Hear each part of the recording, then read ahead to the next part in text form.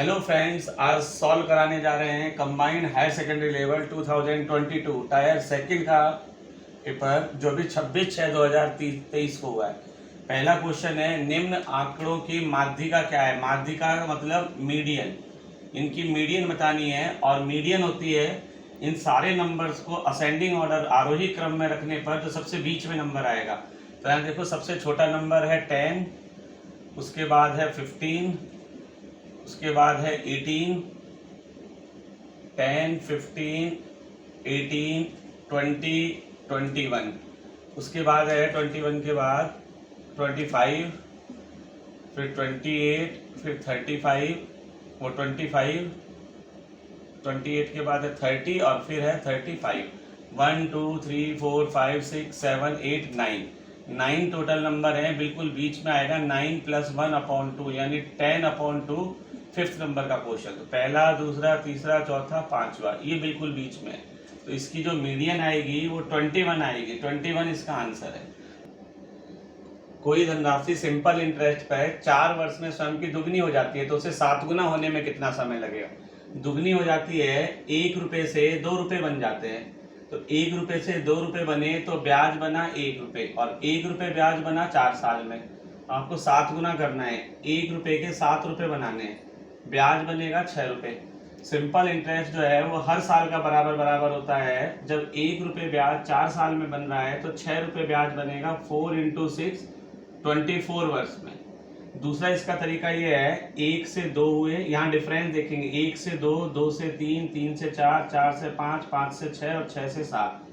ये हो रहा है 4 साल में, डबल हो रहा है 4 साल में। तो ये भी 4 साल लगेंगे, ये भी 4 साल, ये भी 4 साल, ये भी 4 साल और 7 टाइम्स होने में भी 4 साल।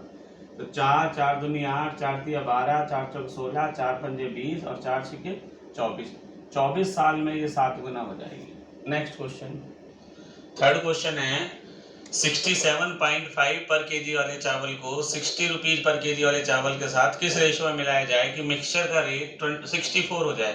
तो इसमें क्या करना होता है, एक तरफ तो 67.5 वाला लिख लिया, एक तरफ 60 और इसको मिला के जो बनाना है वो 64 मिडिल में लिख। इन दोनों का जो डिफरेंस है उसको तो यहाँ लिखना है और इसका डिफरेंस है 3.5, इसे यहाँ लिखना है। यहाँ 1 के बाद पॉइंट है तो यहाँ भी 1 के बाद पॉइंट लिखा देंगे। 5 से काट दिया, 5 × 7 = 35 और 5 × 8 = 40। इनको 8 और 7 के अनुपात में मिलाना है। फर्स्ट ऑप्शन इसका आंसर है। नेक्स्ट, इसमें लिखा है, साजिक एक व्यापार में ए का इन्वेस्टमेंट बी के इन्वेस्टमेंट का 7 टाइम्स है। तो आपको बताना है एनुअल प्रॉफिट में से ए का पार्ट कितना है। ए और बी के इन्वेस्टमेंट का रेशो है 7:1। तो और इन्वेस्टमेंट का रेशो और प्रॉफिट का रेशो सेम होता है। टोटल प्रॉफिट हुआ है 2,75,000 का, तो 2,75,000 टोटल प्रॉफिट है। यहाँ टोटल आ रहा है 8, ए का पार्ट है उसमें से 7। इसको सॉल्व करेंगे तो 8 तिया 24, 3 बचे, 8 चौके 32, फिर 3 बचे, 8 तिया 24, 8 7 56 और 8 पंजे 40। इसको इससे गुना करेंगे तो 7 पंजे 35, 7 7 49 और 3 52, 7 तिया 21 और 5 26, 7 चौक 28, 29 30 और 7 तिया 21 और 3 24। 2,40,625 रुपए इसका आंसर आएगा। सेकंड ऑप्शन है। दो संख्याओं का HCF, उसके LCM का 1/20 है। एक नंबर उनमें से 96 है और LCM और HCF का डिफरेंस 456 है। तो आपको सेकंड नंबर बताना है। आपको दिया हुआ है HCF LCM का 1/20 है, यानी LCM उसका 20 है तो HCF उसका 1 है और इन दोनों का डिफरेंस है 456। 456 दोनों का डिफरेंस है। यहाँ दोनों का डिफरेंस आ रहा है 19। HCF के लिए लिख दोगे 1, तो 19 से काट दिया, 19 दूनी 38 और 19 चौके 76। तो उसका जो HCF आएगा वो तो आएगा 24 और यहाँ 20 लिख दोगे तो उसका LCM आ जाएगा 24 × 20 480। अब एक फॉर्मूला होता है कि दो संख्याओं का जो गुणनफल है उनके LCM और HCF के गुणनफल के बराबर होता है किन्हीं भी दो नंबर का प्रोडक्ट। x × y जो है दो संख्याओं का प्रोडक्ट, उनके LCM HCF के, एक नंबर तो है 96, दूसरा नंबर मान लेते हैं y, एलसीएम है उसका 480 और एचसीएफ है 24, तो y निकालना है तो 480 इंटू 24/96, 24 चौके 96, 4 से कट गया ये 120 इसका आंसर है। ये 6th क्वेश्चन है, ये ट्रिग्नोमेट्री का है, इसका सॉल्यूशन आपको बताना है। इसके ऑप्शन नोट करना भूल गए हैं लेकिन फिर भी इसको सॉल्व करते हैं। ये है 1 प्लस कॉट ए को लिख सकते हो आप cos A upon sine A, tan ए होता है sign A upon cos A, और इधर है sign A minus cos A, और इसको देखें तो साइन ए कॉस ए, और ये A cube minus B cube एक आइडेंटिटी होती है, A cube minus B cube होता है ए माइनस बी, और ब्रैकेट में लिखते हैं A square plus B square plus A B. ये A cube minus B cube का फॉर्मूला होता है, तो sine A minus cos A से sine A minus cos A cancel जाए। इधर इसका एलसीएम लेते हैं तो इसका एलसीएम आएगा साइन ए कॉस ए, तो 1 से इसको सॉल्व करेंगे तो ये तो आ गया sign A cos A, plus sign ए से साइन ए कट जाएगा, कॉस ए से cos A cos square A, plus इससे कॉस ए कट जाएगा, इधर आ जाएगा साइन स्क्वायर ए, और इधर आया है ऊपर साइन ए कॉस ए, और नीचे क्या है sine square A plus cos square A plus sign A cos A. चाहे तो यहाँ 1 लिख दो साइन स्क्वायर ए प्लस कॉस स्क्वायर ए, इधर भी 1 लिख दो, चाहे ना भी लिखें तो देखो इससे ये कैंसिल हो गया और इससे ये कट गया, यहाँ भी sine square A cos square A plus sign A cos A, और ये भी, तो 1 इसका आंसर आएगा। ए को एक दिन, ए काम को 30 दिन में, बी 50 दिन में और सी 40 दिन में कंप्लीट कर सकता है, और ए को एक दिन तो बी और अगले दिन सी बारी बारी से काम करते हैं, यानी ए तो डेली करेगा, ए के साथ पहले दिन बी होगा, पहले दिन ए बी काम करेंगे और दूसरे दिन ए सी करेंगे, फिर ए बी फिर ए सी, इस तरह से काम हो रहा है। तो आपको बताना है काम कितने दिन में कंप्लीट होगा। तो पहले दिन जो काम करेंगे वो ए और बी करेगा, एक काम को 30 दिन में कर सकता है, ये 20 दिन में, ये पहले दिन का काम आ जाएगा। दूसरे दिन ए होगा और सी होगा, ए 30 दिन में कर सकता है और सी 40 दिन में। इन सब का एलसीएम लें तो इन सब का एलसीएम आ रहा है 600। 600 को 30 से डिवाइड करोगे तो ये एक दिन में 20 पार्ट करेगा, ये 12 करेगा, और ये 20 आई गया, और ये करेगा एक दिन में 15 पार्ट। तो ये तो पहले दिन का काम है, पहले दिन काम होगा 32 पार्ट 600 में से, दूसरे दिन काम होगा 35 पार्ट्स, तो 2 दिनों में 32 प्लस 35, 2 दिनों में काम के 67 पार्ट्स हो जाएंगे। तो 67 पार्ट्स काम जो होगा वो 2 दिनों में होगा, और टोटल है 600।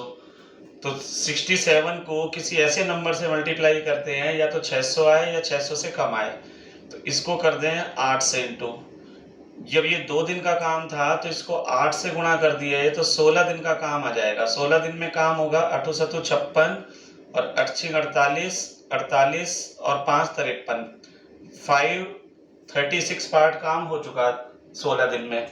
अब 17वें दिन टर्न आएगी ए और बी की, ये एक दिन में 32 पार्ट्स कर सकते हैं, तो यहाँ से 32 पार्ट्स और काम हो गया, तो टोटल काम हो गया 568 पार्ट्स। बचा हुआ कितना है, अब 600 में से 568 माइनस कर दोगे तो अभी 32 पार्ट्स और बचा हुआ है, और दिन हो गए टोटल 17। अब 18वें दिन जो टर्न आएगी वो आएगी ए और सी की, ये एक दिन में 35 पार्ट कर सकते हैं, और काम बचा हुआ है 32 पार्ट्स। अब दिन लगेंगे 32/35, तो 17 दिन तो ये लगे और 32/35 ये, इतने दिन में काम कंप्लीट होगा। 4th ऑप्शन इसका आंसर है। 2 संख्याओं का HCF 11 और LCM 693 है, उनमें से एक नंबर 77 है, तो दूसरा क्या होगा। किन्हीं भी 2 संख्याओं का गुणनफल उनके LCM और HCF के गुणनफल के बराबर होता है, तो इसमें से एक संख्या 77 बताई है और दूसरी मान लो x, तो इन दोनों संख्याओं का जो प्रोडक्ट है उनके HCF और LCM के प्रोडक्ट के बराबर होगा। x फाइंड करना है तो 11 × 693/77, 11 से 7 टाइम्स गए और 7 से 99, सेकंड ऑप्शन इसका आंसर। उनकी रेडियस का रेशियो दे रखा है R1/R2 तो दिया हुआ है 2/1 और उनकी हाइट का जो रेशियो है H1H2 ये दे रखा है 5/2। उनके वॉल्यूम्स का आपको रेशियो बताना है, आयतन का अनुपात बताना है। तो सिलेंडर का वॉल्यूम होता है πr² H। तो दोनों के सिलेंडर का रेशियो बताना है V1/V2 equal to πr1² H1/πr2² H2। पाई से पाई कैंसिल, R1 का स्क्वायर अपॉन R2 का स्क्वायर की जगह लिख सकते हैं R1/R2 का होल स्क्वायर और H1/H2 की जगह लिख दिया 5/2। तो 4/1 इंटू 5/2, 2 से कट गया 2 बार और ये आ गया ऊपर 10 और नीचे 1। सेकंड ऑप्शन इसका आंसर आ जाएगा 10:1। इसको आपको बताना है इन चारों में से कौन सा डिसेंडिंग ऑर्डर है, पहले सबसे बड़ा होना चाहिए, फिर उससे छोटा, फिर उससे छोटा, फिर सबसे छोटा। तो यहाँ देखें कोई भी दो फ्रैक्शन है, जैसे ये लिखा हुआ है 2/5 और ये लिखा हुआ है 3/7। इन दोनों का कंपैरिजन करना है। तो इनके कंपैरिजन का सबसे आसान तरीका है, इसको क्रॉस मल्टीप्लाई करो, वज्र गुणा करो। यहाँ तो आ रहा है 14 और इधर आ रहा है 15। तो ये 15 बड़ा है तो ये वाला भिन्न बड़ा है इससे। ये तो इनमें जैसे आपको कंपैरिजन करना है तो इन दोनों में तो ये बड़ा होना चाहिए, इन दोनों में ये बड़ा होना चाहिए और इन दोनों में ये बड़ा होना चाहिए। तो यहाँ देखें, यहाँ आ रहा है, इसको क्रॉस इंटू करोगे तो ये आ रहा है 17×5 = 85। 17×5 यानी 850 और इधर करेंगे तो ये आ रहेगा 30 को 27 से करोगे 810। तो ये 850 वाला बड़ा है इससे, ये दोनों तो ठीक है। अब इन दोनों में ये बड़ा होना चाहिए। तो इधर देखिए, इधर आ रहा है 27 दूनी 54, 540 आएगा इधर और इधर करेंगे तो 550 आएगा। अब ये 550 बड़ा हो गया 540, तो ये अवरोही क्रम नहीं रहा। यहाँ देखें, जैसे इसको क्रॉस मल्टीप्लाई करोगे तो यहाँ तो आ रहा है 330 और इधर आ रहा है 340। तो इधर 330 आया, ये 340, ये तो बढ़ गया, तो ये भी अवरोही क्रम नहीं रहा। थर्ड वाले में देखो, इधर आ रहा है 17 दूनी 34, इधर तो 340 आएगा और इधर आ रहा है 333। तो 340 बड़ा है 333 से, तो ये ठीक है, ये वाला नंबर इससे बड़ा। लेकिन ये याद रखें, ये 340 और ये 333 आगे वो काम में नहीं आएंगे, बस इन दोनों में ही था।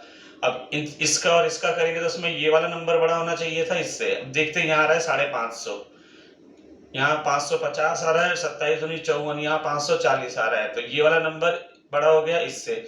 अब इन दोनों में भी ये बड़ा होना चाहिए। 27 को 15 से गुना करना है तो आता है 405, इधर आएगा 405 और इधर आ रहा है 350, तो ये वाला नंबर बड़ा हो गया इससे। तो ये थर्ड ऑप्शन इसका आंसर है। आज की क्लास में बस इतने 10 क्वेश्चन इसके सॉल्व कर रहे हैं। अब आगे नेक्स्ट क्लास में इससे आगे के क्वेश्चन सॉल्व करेंगे, तब तक आप इंतजार कीजिए।